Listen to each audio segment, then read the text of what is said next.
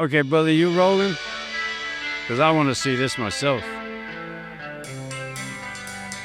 I'm Ringo and I play the drums.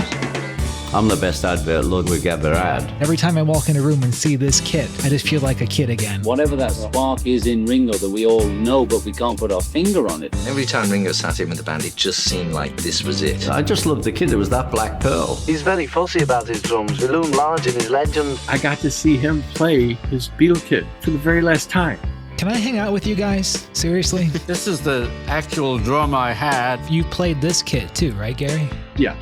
Do you actually know a lot about? For him to, take me as a person and elevate me to a higher level than I ever would have gotten just doing a book on my own, shines a light on him and just says, what a nice guy.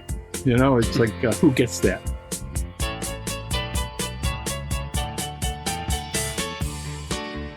Hey guys, welcome back to Gear There and Everywhere. I am joined as always by my co-hosts, Ryan, Sam, and Dom. Guys, tonight's the night. By popular demand, we are finally doing an episode on the most iconic pieces of percussion in the 20th century, Ringo Starr's drum sets. Ringo's drums shaped the Beatles' sound and lit up every stage they graced. That sparkling oyster black pearl wrap, the classic tilt of the cymbals, the iconic drop T logo, and of course, the endlessly watchable man behind the kit, Mr. Ringo Starr. Joining us tonight is a very special guest, the most qualified guy on earth to talk about Ringo's drums. He is the creator of Ringo's BeatleKits.com and the author of Beats and Threads, the definitive book on Ringo's drums, and the biggest damn book I've ever owned. But above all else, he's a really nice guy. Guys, welcome Gary Astridge to the podcast. Thank you. It's great to be here. So they say a picture is worth 1,000 words, so I thought I would start out with a picture. So Gary, tell us, how the heck did you get here? It's a long story. It starts out like so many millions of other people from my generation that saw the Beatles on the Ed Sullivan Show.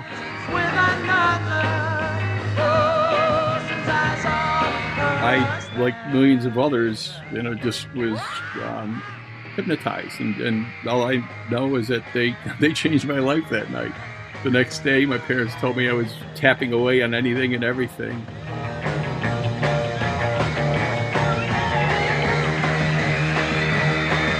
That started my journey. Started playing drums at an early age, and the Beatles were always a huge part of my life, every day. And the coolest part, not to lose this thought, was that myself, along with all the others that went for that ride, we got to see something magical that you guys don't see, and that's in real time, hearing the songs that were on the radio and being there when the new albums came out, and and as they did, it would sometimes be, oh my God, it's them. I don't know if I like that song. And then the next thing you know, you can't stop listening to it. When I decided I wanted a Ringo kit, it was all pre-internet. And I thought I found a Ringo kit at a music store in Pittsburgh. So the guy said, yeah, it's a Ringo kit. It's, he said black oyster pearl. And so when I got it, I opened it up and I was so deflated because it was the bowling ball color. Not even close. Yeah, and so then I went into the deep dive, and then I started realizing, oh my God, Ringo's drums are starting to look different, and and I didn't even realize at the time. Okay, I'm looking at a downbeat kit, or I'm looking at a super classic kit, and so it was all those things, and all I kept doing was buying drum kits, and if something was a little rough, it would be like, well, I got to buy another kit, and then swap parts, and then unload the first one that I got. And it just went on and on over the decades. I was doing some research, Gary, on your website, and there is a clip of you being interviewed, and you're seen playing drums on, I believe, your own Ringo kit. A, do you have a Ringo kit? And B, you do play left-handed, correct? Are you actually a left-handed drummer? No, I'm right-handed. I just learned to play the wrong way. but it turned out to be a benefit in some respects, depending on what song you're playing. As part of my story, I as I got deeper and deeper, my passion of Ringo playing and then Ringo's drums, I started collecting drums like his. And then actually over the decades, I amassed a whole collection. And, from the oddities like the aluminum tunable bongos, the Expando bongos, and even like the premier mahogany duroplastic bongos, with calfskin heads, I mean, so I ended up collecting anything and everything you could think of. And I might as well throw this in. There was even a time where I thought, God, I got everything, or almost everything. And a friend of mine reminded me, maybe in a sarcastic way, it's like, yeah, dude, but you don't have like the gold snare drum. And then I thought, I don't. So I ended up finding a 1964 Super Sensitive in pristine condition. So I bought it and I had it gold plated. Took the time to figure out, what the font was on the plate that said, the Beatles, and I did all that. And then there was, I got to throw this in because this is one of the stories I'll forget. Greg Bissonette is with Ringo and they're on tour close to me. And Jeff Jonas, Ringo's drum tech, calls me and he says, Gary, he goes, do you still have that gold snare drum? I said, yeah. He goes, when you come to the show, he goes, can you bring it with you? I go, why? He goes, you can just bring it with you. I bring it backstage and everybody happens to be in there. Ringo's sitting at a table, zoning out, just staring at the table. And Greg comes over and he goes, oh, Gary, this is the case. I said, yeah. So I opened it up and it was really bright in the room with skylights. And he goes, can I see it? And I go, yeah. I go, but you're gonna have to put white gloves on. I go, I don't want to get fingerprints on the gold. So he goes, okay. So he pulls it out, and it was just so strange because the way the light was coming in, it's hitting this bright gold in it, and it just really was like over the top. So Greg walks over to the table holding the snare drum, and he goes, "Hey Ringo," he goes, "look at this." He goes, "Gary had this snare drum made. He goes, it's just like your gold one," and everybody's looking at Ringo for a response, and he's got his sunglasses on, and he just like looks at it. And then staring at the table again. So, and this is early on for me. So I went out of character and I just said, "That's it." That's your response. And then he looks up at me and he goes, "Mine's worth more." I'm a left-handed, right-handed player. So that's when I break everything up because I can't actually do the normal thing.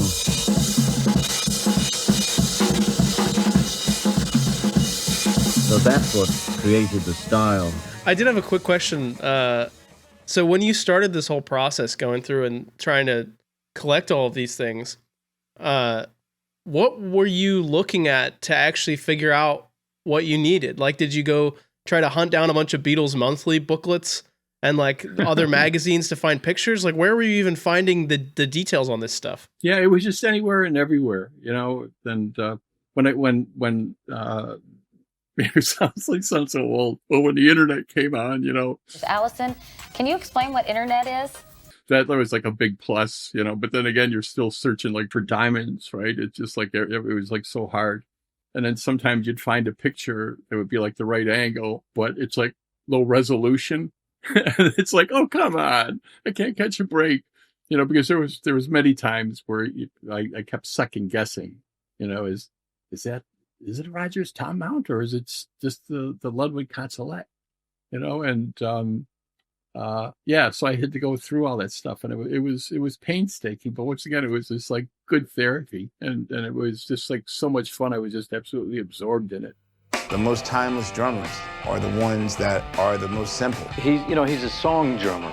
Guys that sit down and they hear the song and then they play appropriately for that song. He actually used his kit in a very different way, a very creative way. His fills are really fun and quirky to play. His left-handed, he'll come through like that. I've seen him do it and it's like, okay. It's that sloppy, swampy, falling down the stairs kind of sound it is the coolest thing ever. Before we hit the chronology of Ringo's kits, I thought we might go around and do two quick things. First of all, let's talk about our Ringo kits. Now, we don't all have the Oyster Black Pearl kit.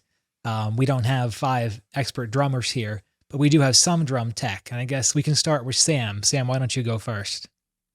Oh boy. Well, not much of a drummer. I do play the drums and I do enjoy it. I have behind these gobo panels, I have just a pearl kit, but I do have some vintage, 60s Zildjian cymbals like a sizzle, and I do have this blue. It's not black, unfortunately. I would have gotten it.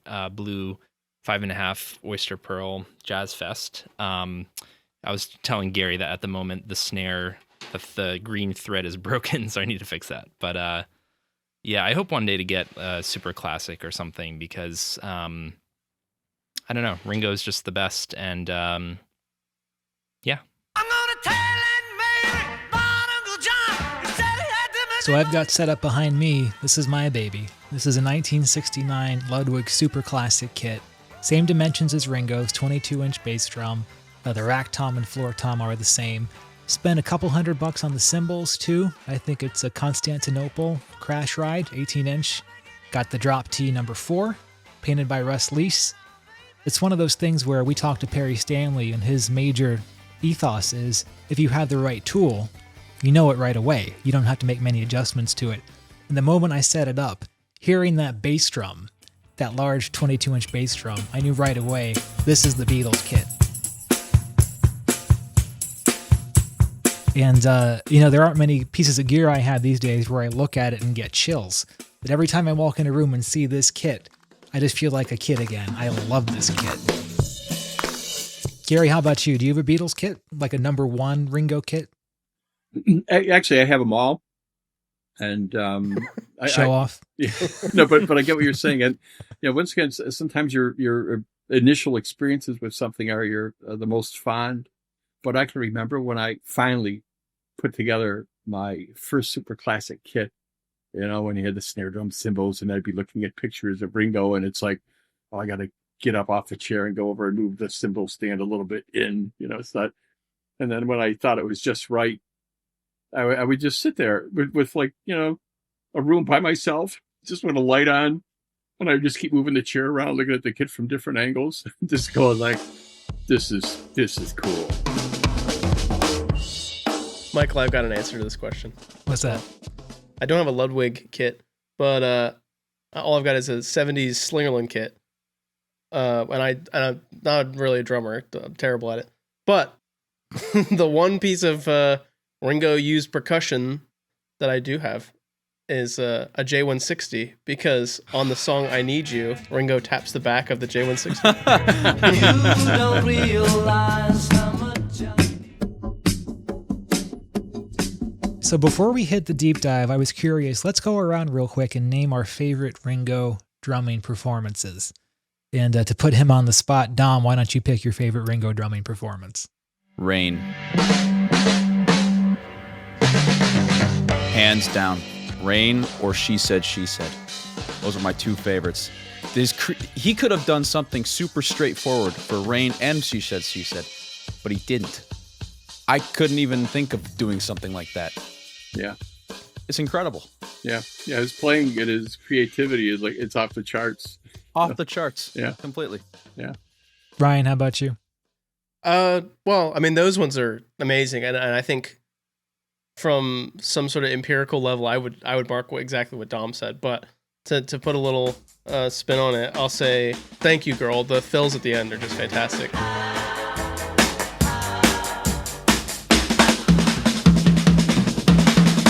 That could have been a fade out. They didn't even need to have it in there, but it's there and it's fantastic. And it makes you excited for the end of the song every time you listen to it. Mm-hmm. And then the other thing, I haven't learned a lot of Ringo drum parts, but one of the ones I learned was just Twist and Shout, which is pretty straightforward.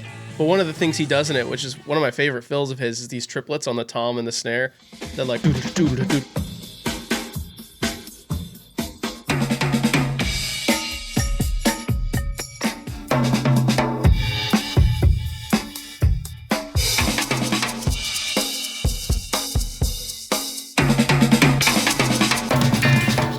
Sam, how about you?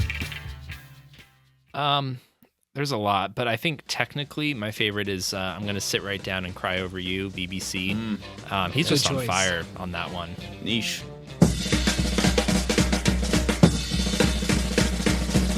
I also love on Hey Jude how he, comes in at a weird time, a strange fill. I don't know if that's because he was in the bathroom or whatever, but I really enjoy that. Oh yeah, forgot about that story. Ringo had gone to the toilet. I just see him at the corner of my eye. I'm thinking, this is quite a good take. I'm singing this well. See him creeping in, sits down on the tops. Boom, boom, boom, boom. He's in, go, oh dear me, that man is blessed. Anyone else would have fallen over or hit a cymbal or something. And then for me, everyone has a correct answer so far, so I'm not going to say yours are wrong. I'm just going to add a new one. What goes on? Because any drummer who tries to do that shuffle on the hi-hat, the snare, and the doubles on the bass drum for 2.5 minutes to keep it that consistent, it is kind of a magic trick. So I'll do it slow first. It's actually...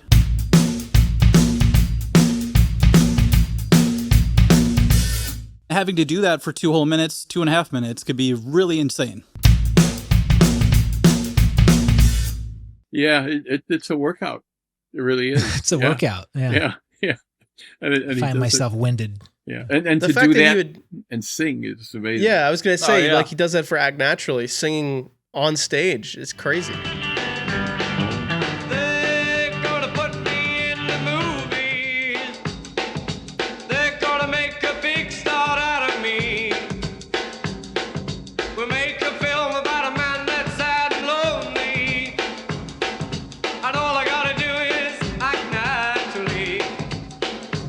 Gary, what's yours?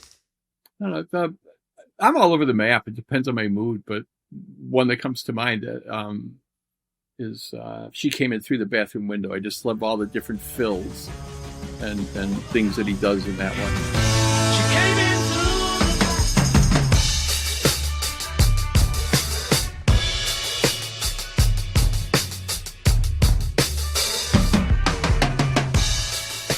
So many things come to mind with songs and talking to Ringo, and it was relative for the other three, where they just loved playing. They just loved it, and they couldn't get enough. And I think we're all old enough for but when you're around some really talented musicians that just like say they see a guitar, even if it's like visiting somebody and it's hanging on a wall, it's like, hey, can I pull that down and play it? I mean, they just gotta play, and that's how all those guys were. Ringo just liked playing. And in the book we talk about the book whose title I can't remember, about the person who wrote a book saying you put 10,000 hours in on your craft and you become like a master. The Beatles surely put their time in, so but with all the playing and watching Ringo firsthand, you watch him and as I have, like in sound checks and stuff, and just standing right behind the riser, just feet away, watching him, he just puts out a vibe where you feel it, and then you realize the four of them had it. No wonder they had that magic when they all got together, and then the recipe of they're just like reading each other, like when they would just go to strange places, it's like, we're all following you. And they just they had something that you can't put your finger on, but it's an honor to be with one of the guys that was part of that, and to see him play. And I remember the first time watching him play, I was like, I can't believe that I'm standing right here, and the guy's like right there, so you're looking at him, and it's like, how's he playing? Is it when he plays a kick drum, is it going to be heel up or heel down? How about the hi-hats? And just watching his work on the hi-hats, it's so easy.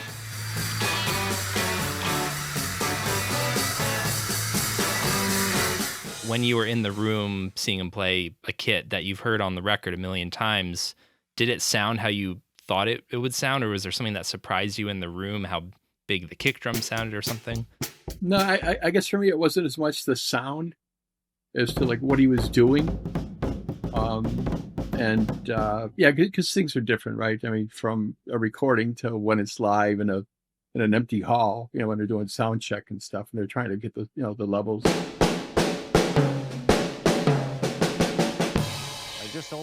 Must have been a moving experience. Yeah, it definitely is. And all these little things, when I, have conversations with Ringo, he's just talking. And for whatever reason with me, I think because he has me in his head as like, he's a drum guy, and I know he really respects me, and he has a great appreciation for what I've done, saving his kits and putting everything back together. So, because he didn't think he had much of anything left. But through all the research I had, and then with having conversations with him, he'll throw out something in a conversation and I'm going like, I didn't know that. And I'm like, God, that changes everything, and then I have to go back and start doing some research. But it's also interesting in talking to Ringo with him allowing me to be very honest with him. I found out I'm not a starstruck person. I never did that. I'm your biggest fan. You just don't realize it. It's always been normal. And I realize sometimes when we would have conversations and other people would be around, if Ringo would say something about the Beatles era of his drum kits, I would do no, actually, you didn't use that kit for that. And the look for other people would be, you don't tell him that, And then he would appreciate it. He goes, oh, what did I use? And then I would tell him, and then I would say, give me a second. I can pull something on my phone and get you a photo. No, I trust you. But he likes that. And one of the nicest things he did for me that was very emotional, I was with him in Toronto. And the condensed story was he came up to me in circumstances that he normally would not do what he did. But he came up to me and he said, hey, he goes, because of all of your research, he says, I learned things that I didn't know. And more importantly, you helped bring back fond memories of things that I had forgotten. And I was like, wow. Not much higher praise. Yeah, that's fantastic. And I can joke now, and I could say something stupid like I wanted to say to everyone that was trying to hear what he was saying to me in the room, it's like, did you hear that? And but that was so meaningful, and I'll never forget those words, and I'll never forget that moment. Ringo Starr was born in Liverpool at a very early age. I was terrible at school because I didn't spend much time there because I was also very sick as a kid. I had peritonitis when I was 6.5, which just means burst appendix and you're going to die. And they said to my mother, "You'll be dead 3 times," but there we are, we're still here. And he had a hard childhood, a real hard childhood. But he had a beautiful mom, Elsie, and a lovely stepdad, Harry. Both of them had real big hearts, beautiful people, and they loved music. And she always said, I always feel you're happier, son, when you're playing. Gary, can you give us a sense for who connected Ringo with a drum? It was while he was in the hospital for TB, right? While he was in there, once again, you have to remember it's like very primitive times. So he was basically in a child's ward. And so they had, I don't know if it was I doubt it was a nun, but or a nurse, but it was someone that would come in with a cart of like children's musical toys, and she would just pass them out to the kids, and then do various things to get everybody to participate, and then through that, Ringo he migrated to the toy drum, and he would. So he'd be stubborn where he wouldn't want to participate unless he was the one playing the drum. So it started way back then. Something came over me that I knew this is what I want to do. And I wouldn't be in the band if she didn't give me a little drum. Ringo was talking to me and he said, my first drumsticks were? I said, how would I know? So he said, bits of firewood. He said they were just like twigs or sticks. And when he got his first drumsticks, they were like gold because it was like post-war. It was like nothing. So he said you had to protect them. So for him, it wasn't playing the sticks on the edge of hi-hats to chew them up. He would play on top to save them. And thus, when you have that sweeping motion that he had, it's like all those little things that became part of his drumming personality which land up developing that beautiful wash sound. They're so distinctive of the Beatles, and the washy hi-hat. Right? Yeah, Yep. yeah, and those two, they were so unique. The sound was so shimmery and so distinctive. But Ringo told me, he says, that just gave us another sound.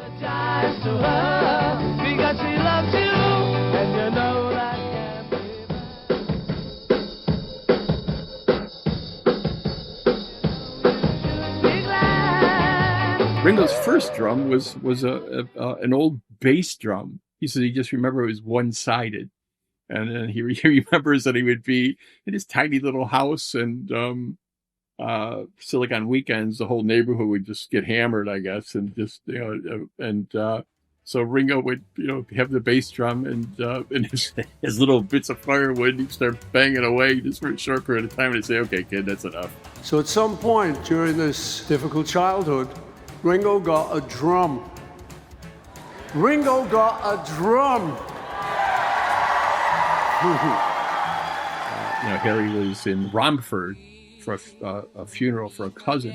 He says when they put the guy in the ground, they went back to the house, and the people are in there, and he notices some drums just piled up in a room.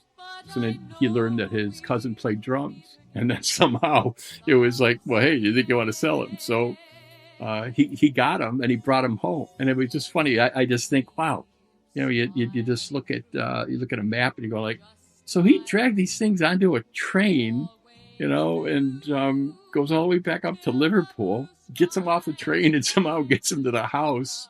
I mean, that just says a lot, and so Ringo just said a few times, there was only a few times where he played the drums at home, and he makes it sound so funny. He just said, I'm a kid. He goes, I get the drums, I put them up in my or his bedroom, which is really, really small.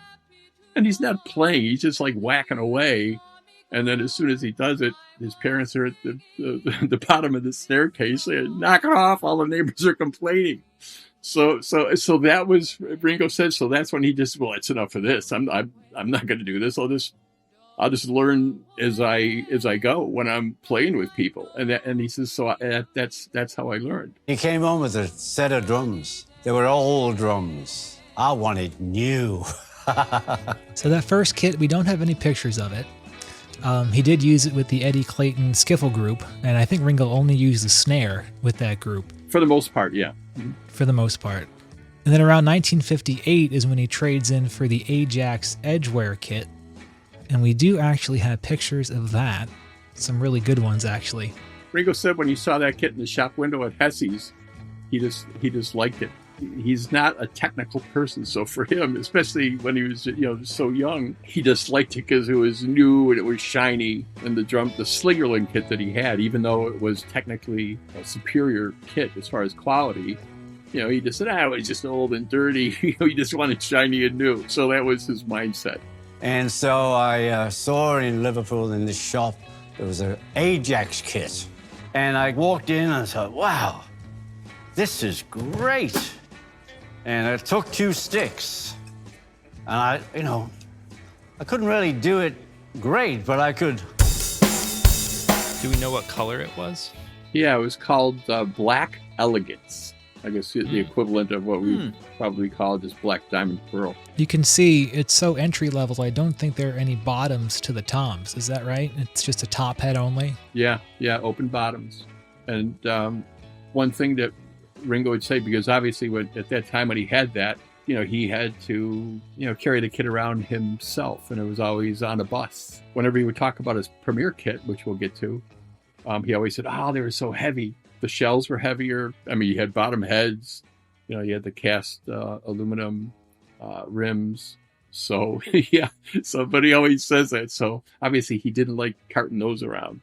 I know one of the things that the rest of the Beatles talk about is like, oh, well, we loved Ringo because he was the one with the car. Yeah, and that came along, I think, when Ringo said that, and it was so animated and funny. He said that after they did a gig, guys in the band would want to be with their girls or other people, and he says, so they're always respectful to get Ringo to the bus, and, they helped him get his kit. He had 4 cases with drums, and he said, but then he was on his own. getting back home, getting off the bus, and then he just said that because of his neighborhood, he'd have the 4 cases. He put 2, he'd get him off the bus. He'd take 2 cases, run about 20 yards, drop them, come back, always looking around, grab the other 2, and just kept like leapfrogging to get back home. And he said that just got old. And he says, so there was another drummer in the Liverpool, his name Johnny Hutch. And he said he had a car. And he goes, and he was looking to sell it. So Ringo said he bought it. And when he mentioned Johnny Hutch, he said, yeah, he goes, he was a drummer too. And how do you say it? He goes, I always said there's only 2 good drummers in Liverpool. And the other one was Johnny Hutch.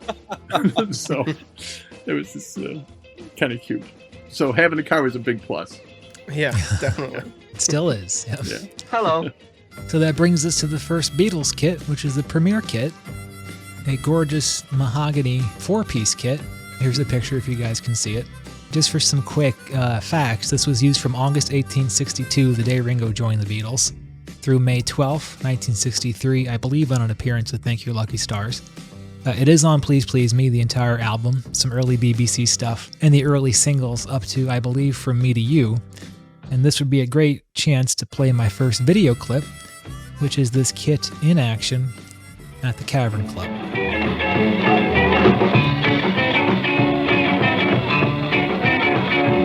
Gary, wasn't this kit acquired by Ringo in 1960? All the way back in 1960? Yeah. Ringo bought the kit at Hesse's Music Store in Liverpool in the end of September of 1960. And then so he had it when Rory Storm and the Hurricanes went to Hamburg, and they started their gig there at the Kaiser Keller October 1st, 1960, and they were at the top of the bill of over the Beatles. The bass was a 20x14. The snare was called a Royal Ace Piccolo, a 4x14. 12x8 tom, and a 16x16 floor tom, and all the heads were calfskin. And Ringo verified that. He was certain that they were all calfskin heads.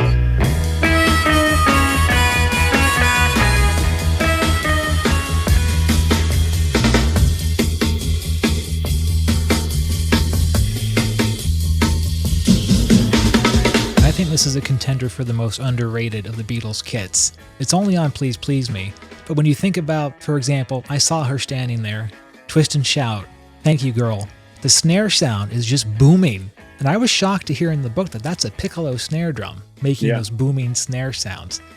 How is that possible? It's just the way Ringo played. He would do like rim shots, and then he. There's one picture, I think it's from a few days after Ringo joined the band where they were rehearsing, and it was like a side view. And you'll see that on Ringo's snare drum, he actually, what he has on there as a dampener is the harmonica case from John's harmonica, and it's sitting on there. And so, Ringo is like a wrist player, he's not like arms all over the place, but he's got very quick hands, and he's got, at that time anyway, very, very strong, hands and wrists. So he would get a lot of attack, out of the drum. And you have to remember too, at that time, when they were playing like places at the Cavern and any of the other venues, they were, looking for any way to get volume. So Ringo was just, how do I get the sound out, and he just made it happen. And that snare drum is very unique.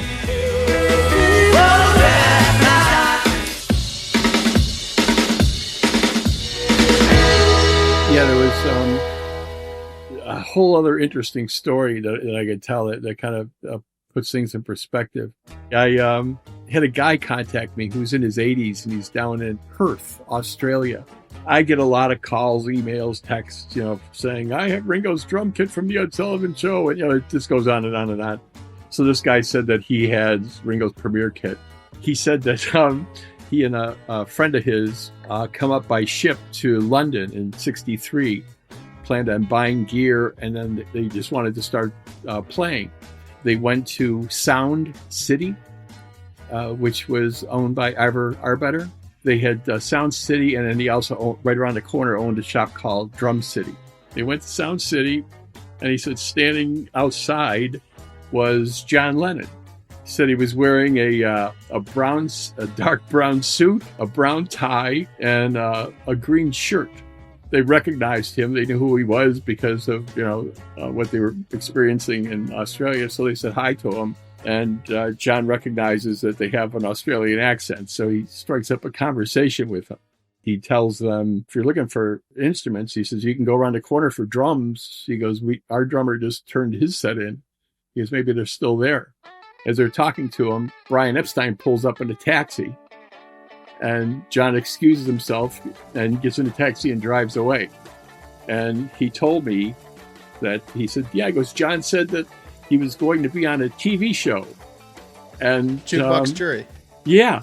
The one with the Elvis Presley song and stuff. Yeah. So, but as he's telling me this, I'm just thinking, John Lennon standing outside of a music store in a suit, and it just sounded so far-fetched.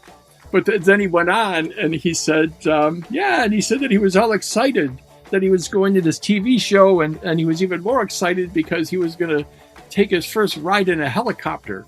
And he was gonna meet his mates somewhere. He goes, I don't know if it was in England or somewhere. And he goes that they had a performance. And I'm going like, wow, this is so weird. Why would he be by himself, on a helicopter? But yeah, so he had Jukebox Jury, and he and Brian did hop on a helicopter, and they went to Abergavenny, Wales, and they got there late.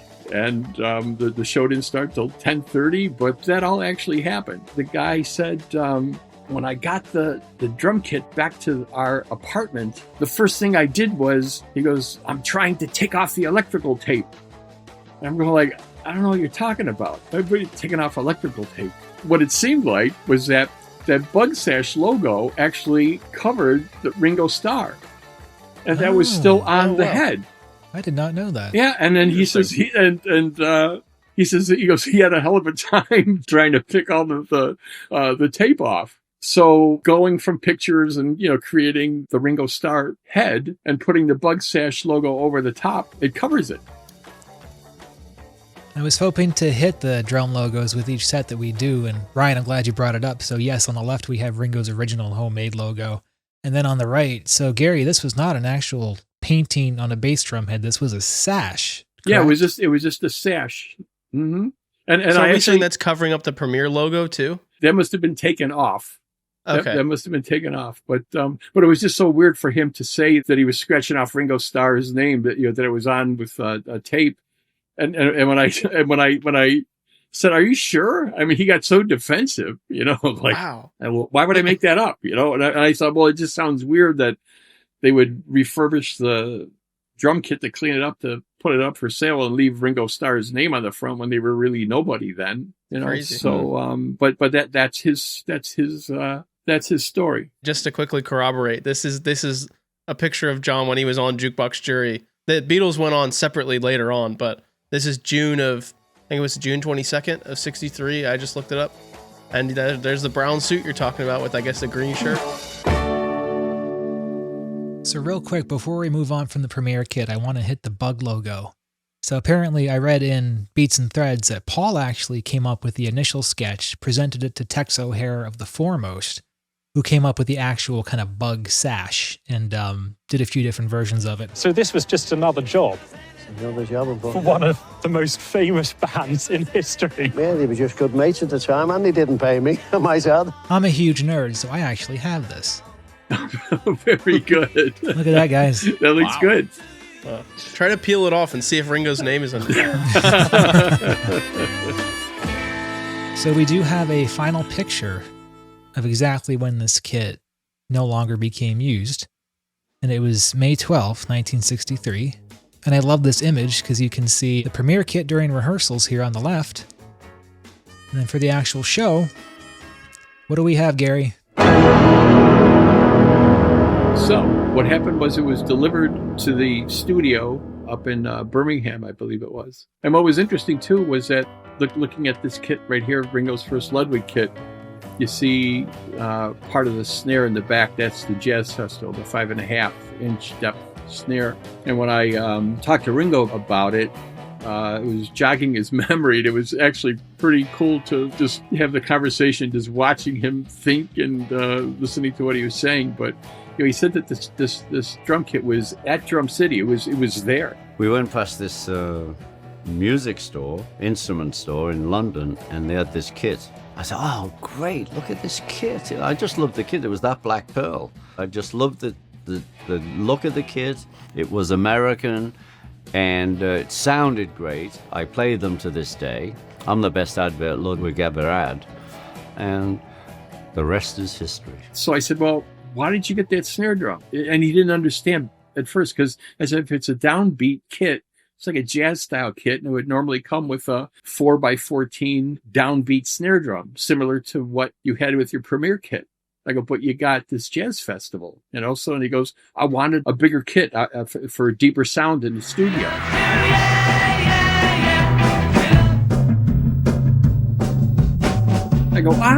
I go, okay, well then do you know or do you remember that it was special ordered? The stamp date on your snare, your jazz festival is April 18th, 1963. I go, there's no way that, it was made that quick, and it got from Chicago to London, so it was special ordered. That was one of the reasons why Ringo didn't take the kit with him. But when I told Ringo that his snare drum was a 5.5, he didn't really seem that surprised. He was like, yeah, so. But I said, you had 3 other Oyster Black Pearl kits. I said, you had a second downbeat and then 2 super classics. I go, and each one of those kits came with a 5x14 Jazz Festival as well. I go, and you didn't use them. You always kept using the same one. And he goes, well, I like the sound of that one. And then he leans into me and he goes, I've got good ears. So, but that 1/2 inch does make a difference. This was the first snare drum I ever had. Whoa, deep. This is the actual drum I had. It was black pearl, and it came with the 20-inch bass drum, and that was the first kit. I mean, this is practically as big as the bass drum. But, you play things a long time, you want to keep them. That snare drum means a lot to him. It really does. It's very hard to pick your favorite Beatles snare sound. I had to go through maybe 25 different songs before picking the number one. This is Isolated. Let's see if you guys can figure out what song it was.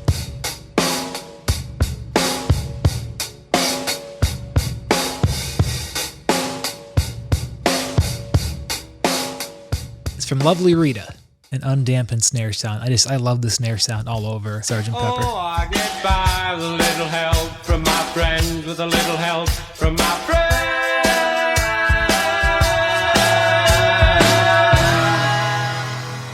So before we move on from this kit, I did want to mention, so for the dates, first of all, it was used from May 63 until the first U.S. visit in 64, before the Beatles flew over to America. Some notable appearances are With the Beatles, She Loves You, Can't Buy Me Love. And I found I'm going to do one sound clip per kit. And I chose this song because it's the only song on With the Beatles you can really hear the toms. This is the last appearance of the kit. This is January 29th, 1964 in Paris. And this was the recording session for Can't Buy Me Love and the 2 German language songs. Now, the next time we see the kit is the McCartney sessions. Outside his house with his geodesic dome in the back. Oh, I didn't know that. A weirdo. And then we do have a clip of it actually closer to present day. Ringo has put forth several amazing pieces, particularly the #1 Beatles drum kit. It was exciting. The room was packed, media everywhere. It was a fun thing. There was an emotional time. He had me set up all this stuff in this big room at the Beverly Hills Hotel. But when I set that particular kit up, I had it matched to be the same as the photo right behind it.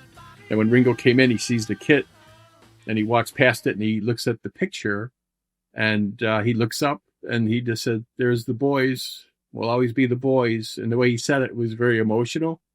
So he spins around, he sits down at the kit, and I had drumsticks there, not knowing Ringo was going to play the kit. I just knew he was going to talk about stuff, and I was there just to give him a little history so he'd be off and running, for each item. And then so he picks up the sticks and he starts playing. And then what you didn't see there, it was like all these special moments because I'm right next to the guy taking the doing the video. He's Gary. Yeah, he's right here. He's the guy who does it all. He's always just quietly on the side. Exactly right. And then so at one point, he does the beginning to come together. You know, the boom boom. On the wrong kit. What's he doing? Yeah, well, here's a few things as he's doing it. I'm freaking out, going like, I wish he knew he was going to play it, because every time he hit the bass, it kept nudging forward. But when he did come together, he goes off the hi hat and he went from the tom to the floor tom. And you know how Ringo always says that he's got to go counterclockwise. They always start low and go high. I shot him some kind of a look. And then he goes back on his stool and he starts laughing and he goes, "You caught that?" And I said, "Yeah." I go, "I know what you're doing." But then I thought about it and I never asked him. I thought, what did he mean? Did he mean when he said, "You caught that," that I knew he did come together, or that he went clockwise? Yeah. And I just never asked. It's like those Paul is dead rumors about, like, in the Penny Lane video, he picks up the Hofner the wrong way because Billy Shears was righty. Ringo was just lying that whole time, and you caught him. The coolest part of that moment after it was done, you know, not realizing it at the time, but it was like, wow, I got to see him play his Beatle kit for the very last time. Can I hang out with you guys? Seriously? Can I come next time? How much would you pay to own a piece of British rock history? A drum kit played by Ringo Starr on recordings of some of the Beatles' early hits has been purchased by the owner of a National Football League team for $2.2 million. Starr used the kit in more than 200 of the band's performances in 1963 and 1964, as well as playing it to record songs including Can't Buy Me Love, She Loves You, and I Want to Hold Your Hand. You'll be humming them all day now. Do you know why he picked that one to get rid of? I would think he'd pick the Shea Stadium kit because he used it for, 2 weeks? Yeah, like that first one's on a lot of history. But the Shea kit, which is what he calls it, that means a lot to him because of that experience. The Shea concert. Okay. Yeah. And so with the other 3 kits, unless something's changed, those are going to go to his kids.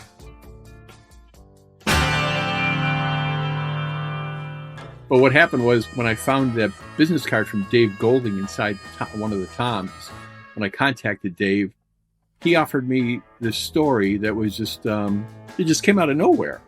He had the work order for Ringo's Ludwig kit, so he placed the order for the snare drum, and he had to have the Beatles put on the bass drum. So he contacted his friend, Eddie Stokes.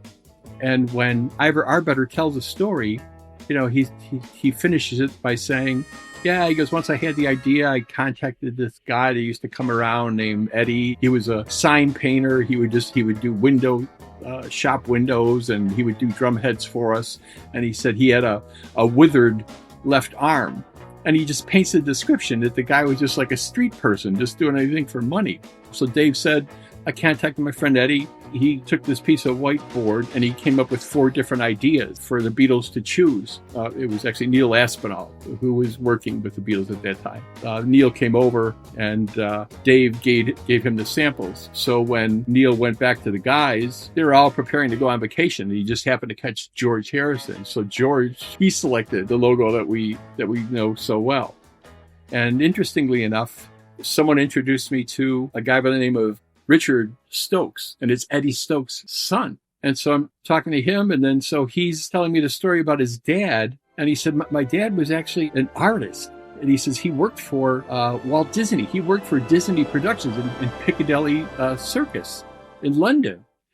And I go, seriously? Because my father was like a professional. He used to do, you know, all kinds of the cartoons that you see from Disney. He goes, I remember all the animations he'd bring home. And he goes, and on weekends, he used to paint drum heads in our kitchen. I said, wow, this is fascinating. And then he goes on to tell me, he goes, my father died at a young age.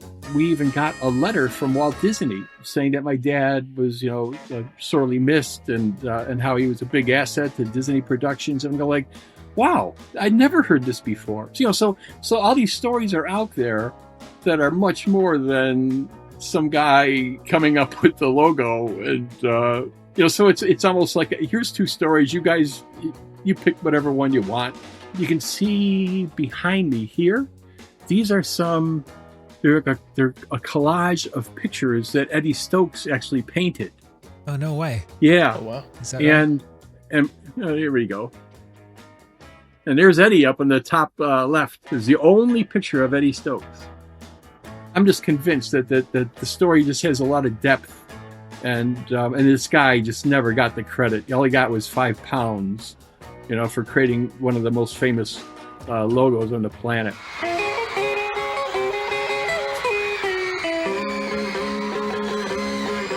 So this is the Sullivan Kit. Gary, is this your favorite Beatles kit?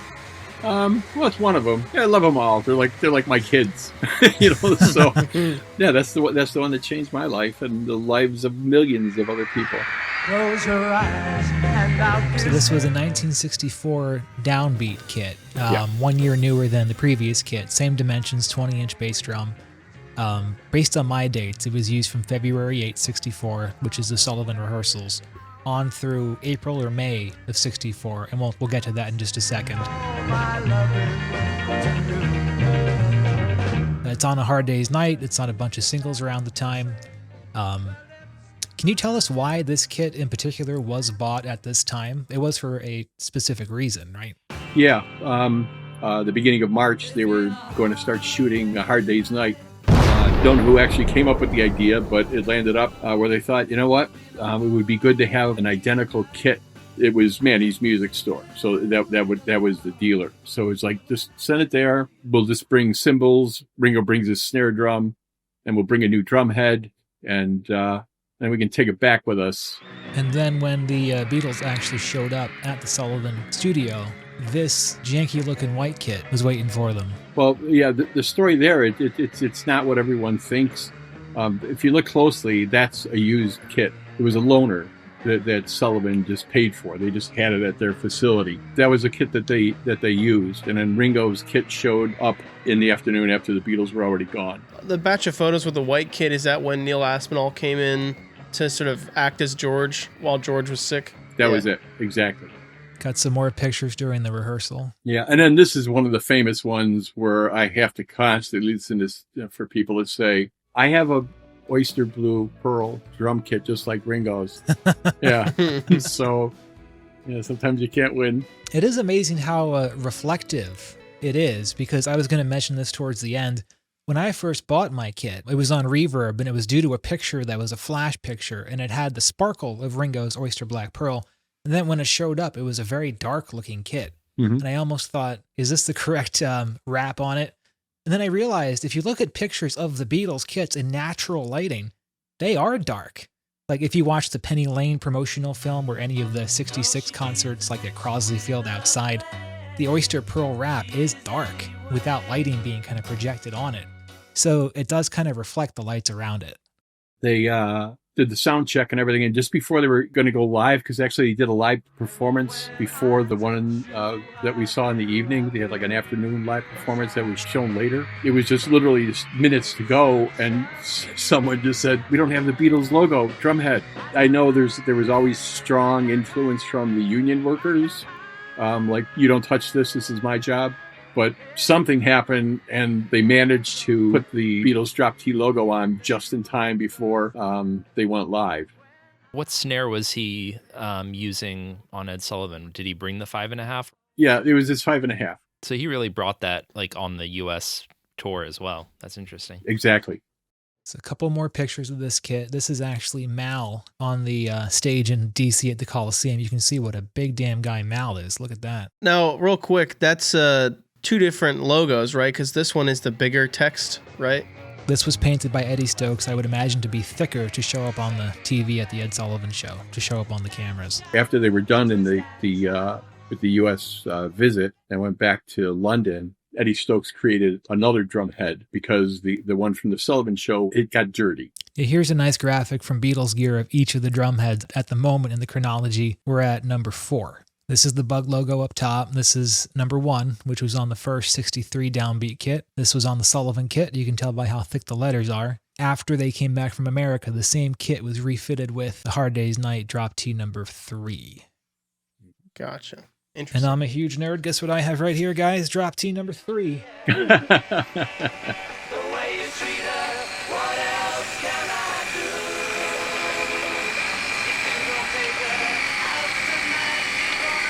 that you? No. Well, don't look at me. You can kind of tell by the lugs on the bass drum and the drop T that's the Hard Day's Night Sullivan kit. You naughty boy. Not great treatment for its last appearance. Yeah. Before we move on from this kit, I have one audio clip, and I need to play this because it's one of Ringo's top drumming performances. I think you guys would all agree.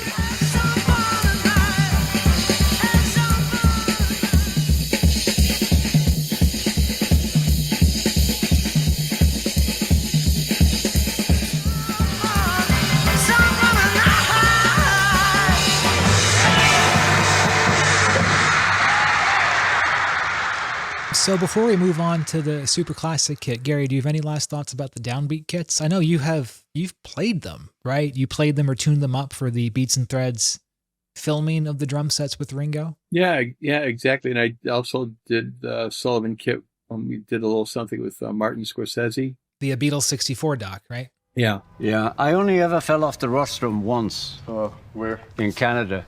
It was an honor, and actually I was not as much when we did the book and I had to tune them up when we were playing around with them, but because it was just like the film crew and things like that, all people that I knew and I felt comfortable with. But when it was the one with Scorsese, there was all kinds of people there. But look how small it was. I know, so I'm looking at it. And I did that so I'd be more with the band. You know, usually the drummer's miles away on the floor, and you know, if anything goes wrong, watch any band. If anything goes wrong, they go. Right. They all blame the drummer. I was so self-conscious of not only playing them, but I needed to for the sound guy and stuff. But you know, then I'm also thinking like, oh my God, what are people thinking? Like, you know, who's this idiot up there playing Ringo's kit? You know, so. But yeah, once again, it's just an honor. It's all those little teeny tiny things that are huge. I have to say this. I know what it's like to be a fan. I know what it's like, you know, say in the case of Ringo, not knowing him, but being in the audience and then, you know, being with my wife and on the way home, acting like a 10-year-old going like, no, I really think he looked at me. I know he looked at me. And I was like, yeah, sure he did. You know, so I know what it's like to be all excited, to be in the same room. You know, so from going from that to all this other stuff, if someone didn't know me and I started telling these stories, it would be like, Gary's got a major lying problem. What do you play when you pick up? What do you even play on those kits? On his, just like a simple groove and just doing like a quick runaround. When I first got involved, I swore I would never play him. It would just be like tapping him, you know, with my finger and trying to tune him that way. There's not only the respect and reverence, but then there's always, I don't want to be the guy putting a stick through one of Ringo's, you know, heads. Leave them drums alone. But yeah, so it's just do what you need to do and get in, get out. You're done. Not like, hey, let me really take these for a ride. You know, that's not me. Don't do a Keith move. Oh yeah. Hey Ringo, watch this. You know?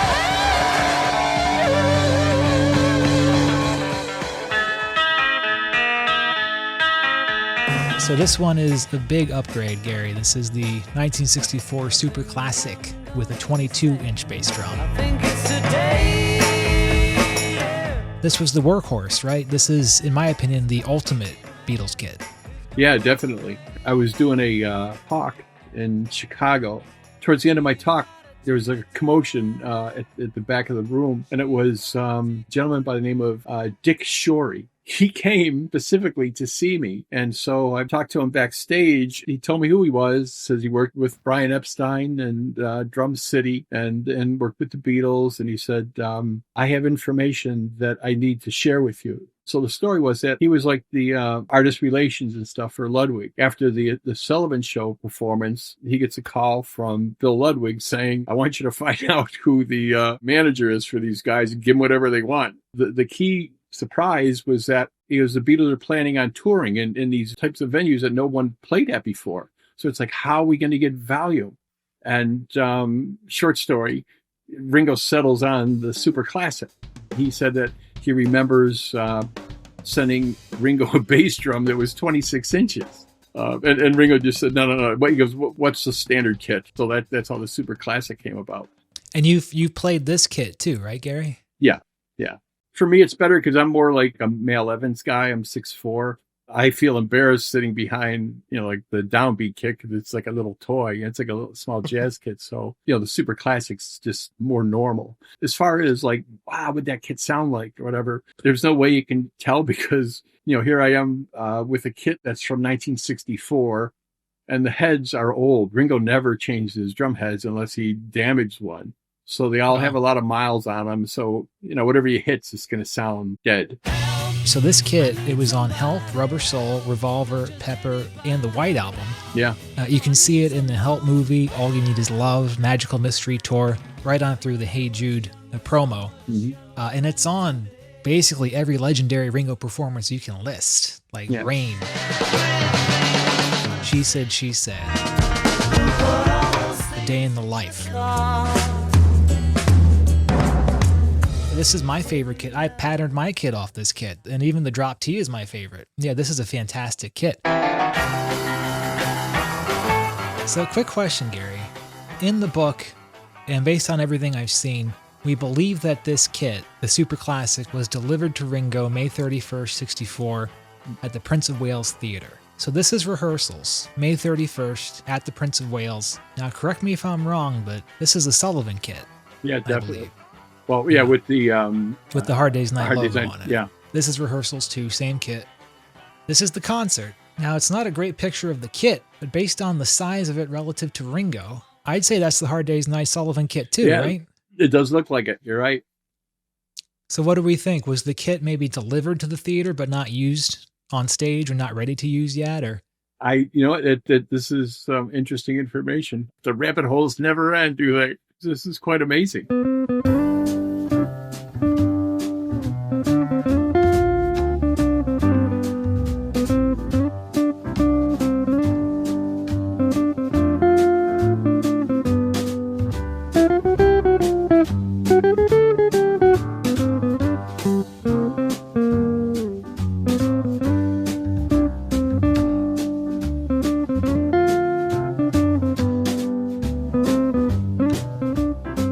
So if that's not the first appearance of the Super Classic, then what's interesting is Jimmy Nicol may have been the first person to use it.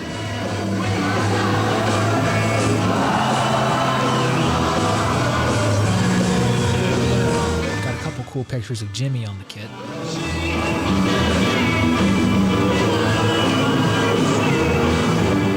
So this is a cool picture, I thought, because first of all, George looks ridiculous. Paul looks even more ridiculous. Neil is screaming something at Jimmy Nicol mid-song, and he looks terrified. It's one of the strangest Beatles pictures I've ever seen. This is a cool picture, too. This is beneath the kit, with Jimmy looking very interesting. So really, Jimmy wore in the kit for Ringo, is the story. Yeah. This is Ringo's first appearance on the kit. Ooh, blonde bass player. That's one more thing. It's very nice for all of us to have back with us now, Ringo.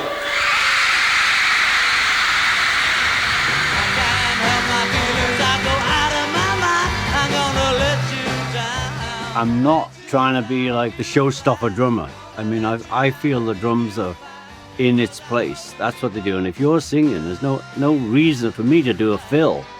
But I'll bring you up and I'll bring you down. I'll get crazy with you if you want to. So this is the first appearance of the Super Classic in the studio. This is a recording of Top Gear, July 14th, 64. This is not Abbey Road. The first time we do see it in Abbey Road is August 11th. Ryan, I'm going to test you. What session is this for? Babies in Black. Yes, sir. Ding, ding, ding. Nicely done. The last time we see it is actually in a Frankenstein kit merged with the Maple Hollywood kit, because Ringo used it with a double bass drum setup for about a month in 1968. I also want to mention the logos on this particular kit. The kit started with Drop T number 4, which is this guy. The next one is actually the official Beatles logo. This is Drop T number 6. And if you watch the Beatles anthology, if you look at any Beatles marketing tools, look at their website, this has become the logo they have adopted. Now here is where number 6 came off the kit. This is All You Need Is Love. And this is where you see the Love drum head is actually leaned against the kit before it was installed. So many different drum heads adorn that kit. Ringo always says, you know, he used the same cymbals throughout his Beatles career, but yet when you start dialing in on pictures, it's like, yeah, it doesn't look like it, even from the sound with some of them. So, you know, so what I found is like he had early on used like Ajax, and he used like Pasty Istanbul, and he even had crappy cymbals like Zinn, and then he had Zildjian A's, he had, you know, Pasty 602s. So it really ran the gamut. And I'm surprised when I watched Get Back, there was like a few like scenes where Ringo's just like playing around and he's just like hitting his 20-inch sizzle, and that's his Zinn. And it just, I know what they sound like. I've never found a good one. And he's hitting it, and I'm going like, yeah, it still doesn't sound that good. Like, how is he getting quality sounds out of this stuff? The short story is it's a huge mystery. And then Ringo complicates things by saying, all I use is 14-inch hi-hats. And I'm like, really? What about the Sullivan Show? All I use is 14. He's so adamant and so firm about it. It's like, whoa, okay. You know, I don't want to blow up this relationship. He does have a pair of hi-hats that he still uses today. He's got 218 Zildjian A's. One's cracked, so that one's retired, but he still uses the other one. Then he has a 20. But a lot of it is just Ringo. I think he can make anything shitty sound good. I think one of the most striking things he would do is to use that kind of crash cymbal as a ride cymbal, because most drummers use the ride cymbal as kind of a pingy, I'm going to keep the beat with it. Ringo fucking went to town with that crash cymbal. You can hear it all over the live stuff, Roll Over Beethoven, Boys, any of those hard rock and roll songs. Yeah, it was absolutely amazing. And you know, I was talking about sounds and stuff. I don't want to distract from cymbals, but, you know, with Ringo being a minimalist, he was at home just with a minimal kit. And then it was just like, you know, what can he do to change up? So, you know, when you hear songs like Help, you know, where the snare drum is just like so tight, and, you know, and then compare that to the way the same snare drum sounds in Let It Be, you know, it's just amazing. And one of the other interesting things, tea towels, depending on the head you have, or if you took the bottom head off, but it's like throwing the tea towel on or folding it in half and then putting it back on the tom, it changes the sound. You're getting these different textures without having to use different kits. And he was a master at that, which, you know, many times would leave people, even today, with their head scratching. It's like, what's he doing? One of my favorite moments in Get Back is take one of the song Get Back on the Rooftop. He starts with the tea towel on the drum entirely. And you can see he doesn't quite like that, so he shifts it so the snare rings out a bit more. And then after a second, he's like, oh, what the hell, and takes the tea towel off, and the snare rings out entirely, which you never hear on the song Get Back.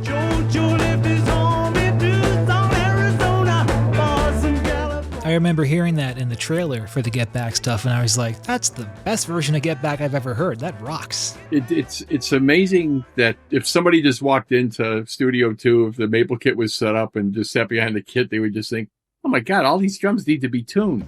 But with the tea towels and listening to them, and with whatever's going on up in the control room, it's like, no, this is the sound. Because even if you listen like to the end, I mean, you're like, it's just so different. It all comes down once again to it being as simple as just Ringo saying he knows what he likes when he hears it. I know we all want to hit the Hollywood kit, but let's hit the Shea kit real quick.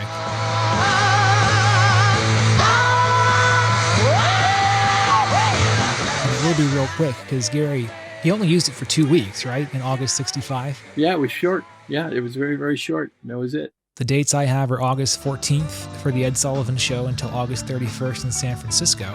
That's it. Do you want to speak to the specs? Anything really notable? It's pretty much the same as the last Super Classic, right? Yeah, it's identical. Do you know why Ringo says this is one of his favorites? Because it's kind of betraying the other Super Classic kit. Yeah, I think it's just because of that right there, playing at Shea Stadium. You know, I mean, it's such a huge experience for all of them. The wrap is beautiful, too. A really nice wrap here. Yeah, it's in gorgeous shape because they don't have any miles on it, so it's in really good shape. What do you think of the drum head on this one? This is number 5. And I think this is the only one not painted by Eddie Stokes. Is that right? Yeah, this was done by Ludwig in Chicago. To me, it's kind of, I mean, the more I look at it, it's like it seems like the oddest one out of the I hate it. I can't stand it. Yeah. What I'm guessing happened was, they had the original one, and they said, oh, this isn't showing up on cameras like you were saying, or showing up at concerts or something. And so they bold the letters, and then they start to be almost too close because the bold lines are touching, and then it looks like they tried to space it out on this. But it looks foreign to us because we're so used to the other one. that too, with the Ludwig logo being cocked. Off kilter, right, yeah. So this is the last time we see this kit. It was brought back to America after the US tour, and this is Revolver. This is April 14th, and it's just lying around. It's just on the floor unused. So I'll do one quick audio clip. This is one of my favorite Ringo clips. This is a isolation of She's a Woman live at the Hollywood Bowl. And to me, it illustrates just how steady he was as a drummer. Just incredible steadiness.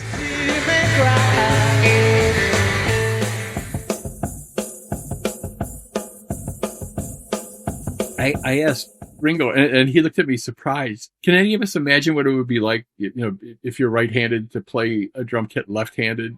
I asked him the question. I go, what about your left foot, or his right foot, which would have been, it's not the dominant one, but that's proof that he was good there too. And he just looked at me like, what's the problem? But I know when I tried it, my left leg is like so spastic. It's just like, wow, how do you do that? Off. Off.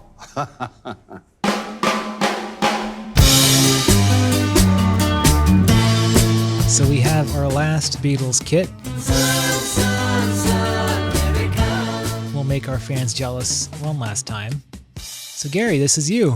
Oh yeah, it's 2014 at the Grammy Museum in Los Angeles. Was this your first project with Team Ringo in 2000? Yeah, was it 2012? Yeah. That was the first project, and actually that. I was surprised that drum kit came together when I originally got the photos of it. The kit was poorly stored. When everything came about for the Grammy Museum, it was like they went over to get the kits. They just started sending me all kinds of pictures. And when I saw the pictures of this one with the drums out of the case, it was like, what the hell happened? All of the hardware was just all heavily oxidized. It was just white pitted, just a mess. When I looked at it, I just said, guys, you can't display Ringo's drum kit like this. It's the Beatles, it's Ringo.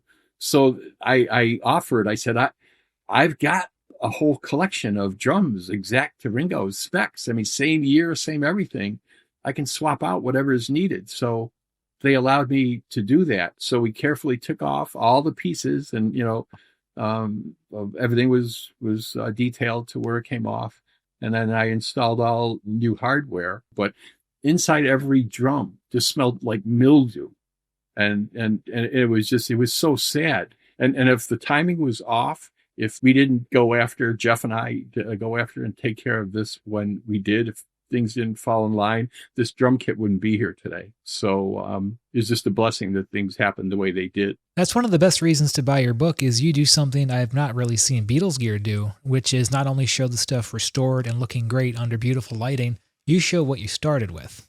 And for this kit especially, it was a bit staggering to see what poor condition it was in. You must have done a hell of a lot of work getting it back to this kind of shape. Oh yeah, it was a lot of work. And you know what's funny? People always have opinions, and I had people say, you should have left it the way it was. It tells the story. I go, but that was a crash and burn, and to me, it's just like, it's the Beatles. I mean, this is something that's got to be preserved, for hopefully hundreds of years. And I take a lot of pride in bringing, the 5 of the 6 drum kits that Ringo still had at the time back to life, for people to enjoy. So the more time goes by, and the more I realize, and as of right now, talk about what I did, it's just like, I can't believe I'm the guy that did it.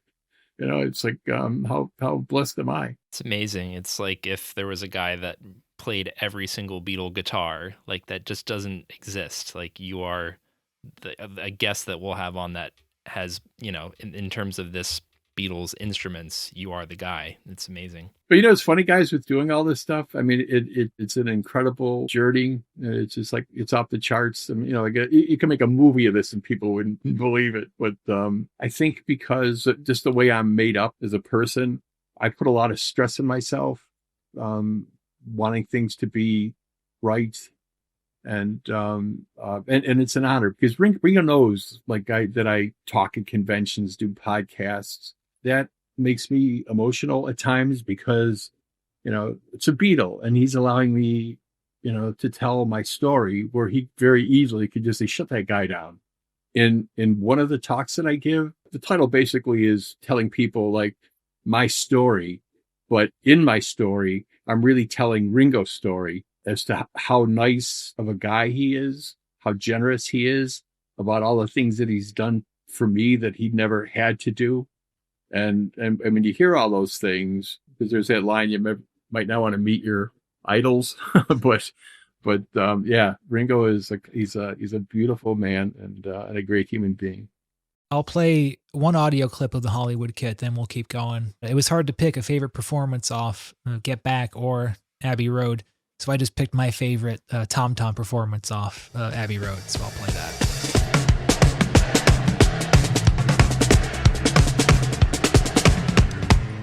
So he really made use of those extra Tom Toms, didn't he?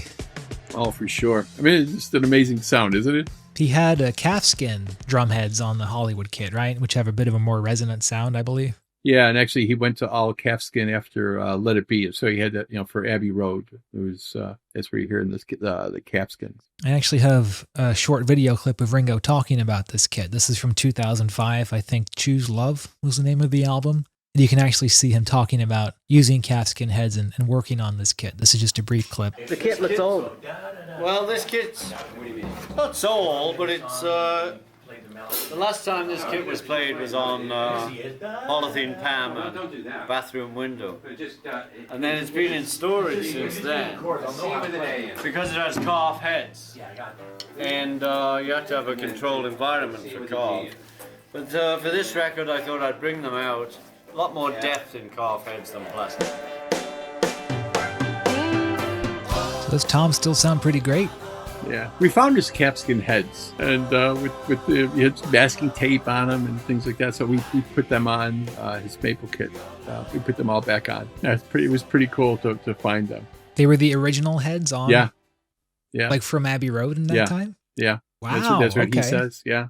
That's crazy. That sound on Choose Love sounds vintage. It sounded fantastic. Yeah. Yeah. Right, so let's finish off this kit. Just got a couple more pictures. So this is when it was a Frankenstein kit along with the Super Classic #1. I don't know what they were smoking around this time.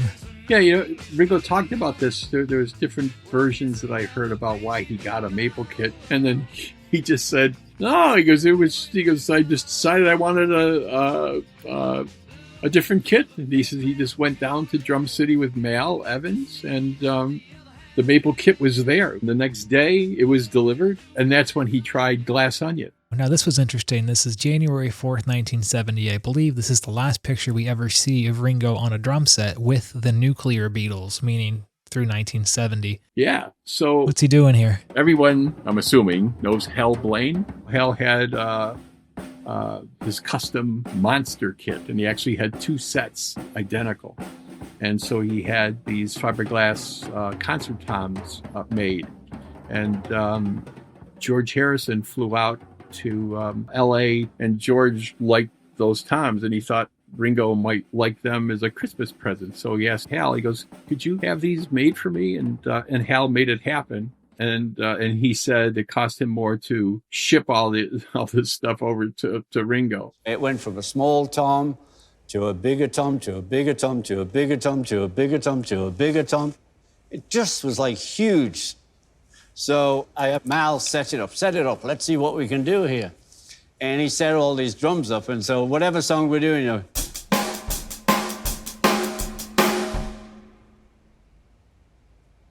I didn't know which one to hit.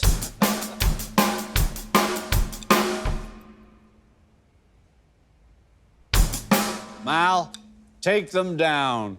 And I never saw them again. So anyway, this photo was taken when was it George, Paul, and Ringo were doing I'm Mine. I'm mine.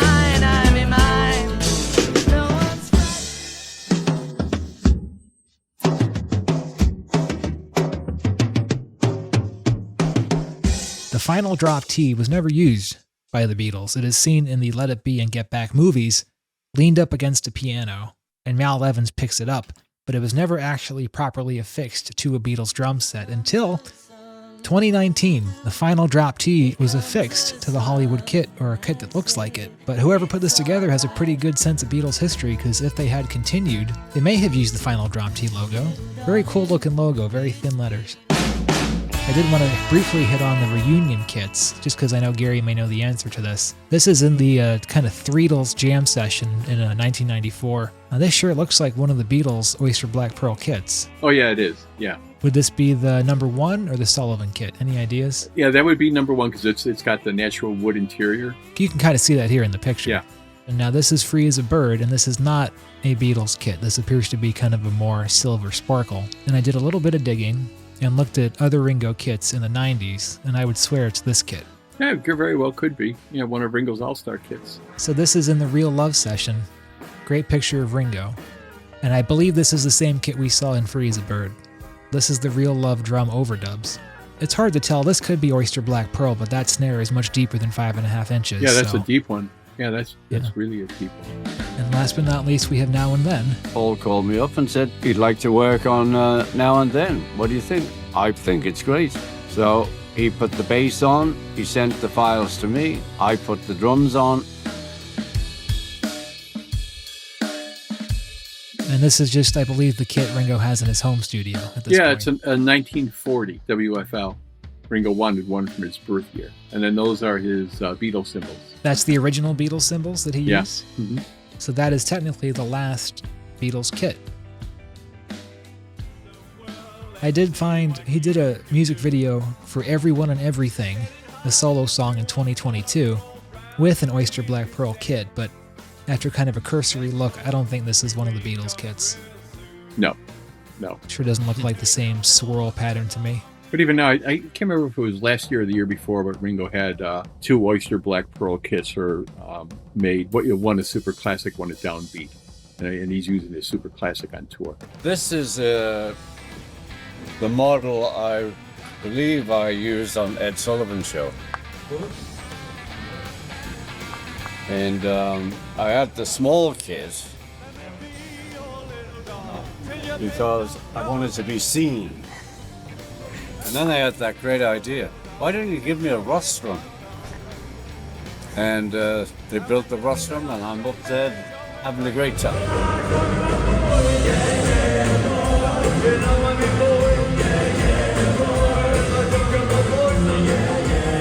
And Oyster Black Pearl is still their biggest seller. Isn't that amazing? That's Ringo, man. That's the effect he has. Yeah. So just to wrap things up, I'll just say buy Gary's book for additional detail. We had the Hello Goodbye kit. Yeah, it was too big. In fact, I was with him when he sat behind it, and I know there's pictures out there of it. Yeah, it's a 20-inch snare drum. I mean, it's the size of like a downbeat bass drum. And when he and being small in stature, when he sat behind it, he couldn't operate the kick drum pedal and the hi-hat at the same time. so it didn't work. In the days I was around, I had this set of bongos, and they're on like at least 15 Beatles tracks because we had the bongos, and you put them on. Well, I got to share a quick story about with this one. So I'm going through the details about this with Ringo, and he thought it was so cool to see those bongos again. If you look in the back, you'll see on the right is the back of Greg Bissonet's head. So Ringo calls Greg over, and Ringo says to me, I had Greg count the number of songs that I played bongos on with the Beatles. And so then Greg shows up and he goes, how many songs did I do? And I think Greg said 16. And Ringo says, name one. So, I think he says like, and I love her. So Ringo just starts playing. And then we start singing along. And as this is happening, Steve Lukather comes over and he sits down next to Ringo, and then the road crew all starts like gathering around, and then It's like a magical moment. Yeah, and then we start doing "I Need You," and I just thought, how cool is this? But when you watch him play, it's like flawless and it's so tasteful, and it's just like, oh, I could listen to that all night, and it was like a very special moment for the people that were there. So a Beatle played your set of bongos to play a Beatles song that started a sing-along. I don't know who you've paid off in your past to get this kind of great life. This is obscene, sir. Yeah, absolutely amazing.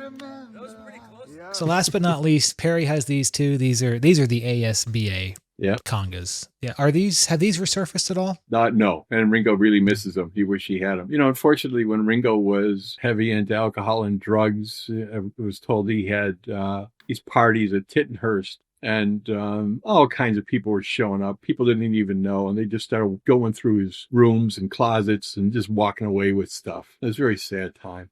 Well, thanks to your work, all the kits that were in sad condition have now been restored to their prime and will be protected for future generations. So you're part of the solution. Yeah. And maybe you'll get a call someday by someone who says he has them. You never know. The Hofner turned up, the Hootenanny turned up. So yeah, you never know, right, guys? You never know. Gary, what's your favorite memory of working in this entire project, either with Ringo himself, restoring one of the kits, a discovery within a kit? If you had to pick one moment that you think, like, holy shit, I got to experience that, what would the number one moment be? There's this like numerous. He was talking about the book, I think even when you played that one video of he and I sitting next to each other. It's always a pleasure to do this thing, but it's a pleasure to do it with you because you actually know a lot about it. That one has a big impact because when I look at that now, it's just like I think of myself as a 7-year-old kid seeing the Beatles on the Ed Sullivan Show.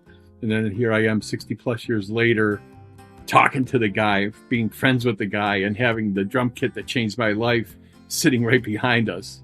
I mean, how can you beat that? When we were getting towards the end of the book, when we had the film shoot going over all of the drum kits, talking to Ringo, the things that we just seen earlier, I had all of his drum kits set up for him. We had all of his wardrobe brought in to the same mammoth room. And then we put everything on mannequins. I was questioning, why do they have this huge film crew here? We got this lights, we got a director. Why spend all this money? And then I was just told, well, because this is going to be a big thing with this book. So Ringo likes to have everything archived. And I'm going like, yeah, but this isn't just like over the top. But it was a whole like 2.5 hours, of event, really intense.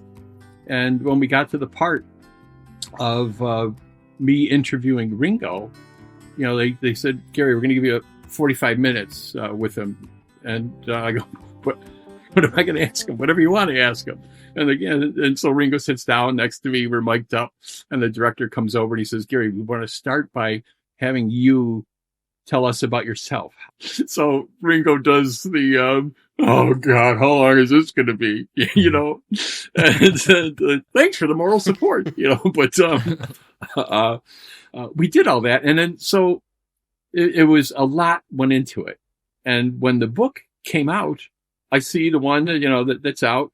And then it was like, then we have 500 copies. Ringo signed them and they come in a hard shell case. And, here's the price for those. And then now we have this one.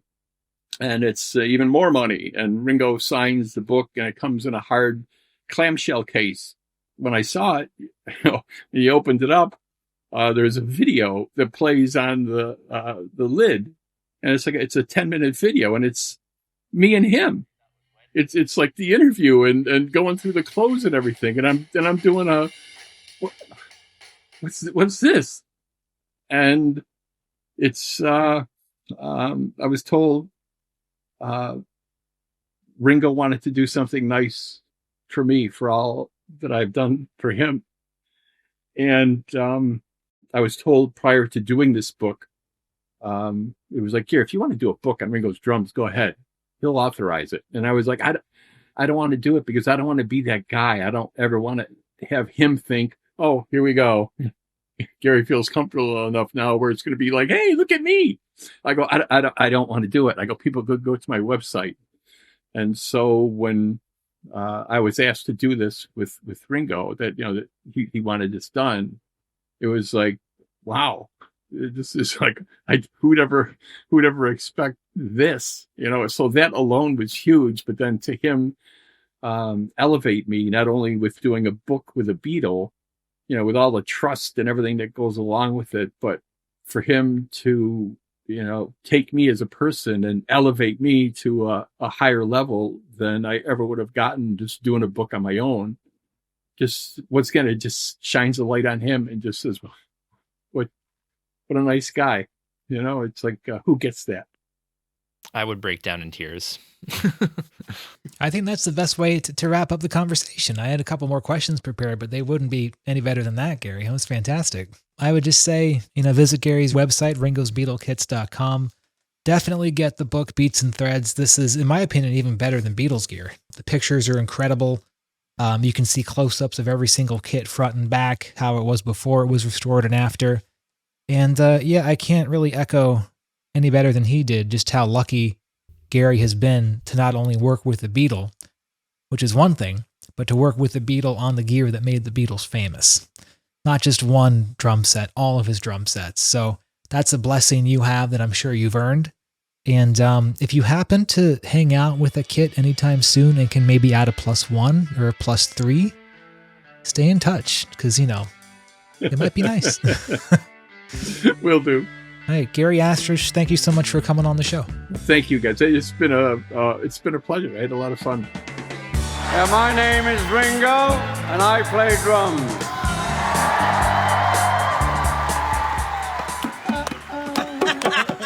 Love you all the time and never leave you. So come on back and see just what you mean to me. I need you, Rich. That's when you told me you don't want my loving anymore. That's when it hurt me. I'm feeling like this. I just can't go on anymore. Oh, remember. That was pretty close.